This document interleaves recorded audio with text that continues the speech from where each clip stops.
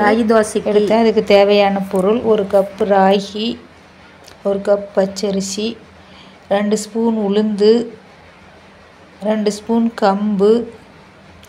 இதெல்லாம் சேர்த்து மிக்ஸ் பண்ணிக்கணும். நல்லா கலக்கி விட்டுக்கணும். தண்ணியை ஊற்றி ஒரு 5 மணி நேரம் நல்லா ஊற வச்சுக்கணும். நல்லா கழுவி எடுத்துக்கிட்டணும்.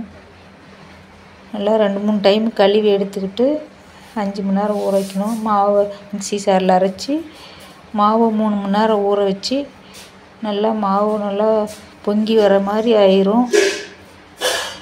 அதுக்கப்புறம் தோசை ஊற்றி மொறுமொறுன்னு நல்லா கை கால் வலி மூட்டு வலிக்கெல்லாம் நல்லது. இது தேங்காய் சட்னி, வேர்க்கடலை சட்னி எது வேணாலும் வச்சா சூப்பராக இருக்கும். கால்சிய சத்து அதிகம் உள்ளது. சிறியவர்கள் பெரியவர்கள் வரை சாப்பிட்லாம்.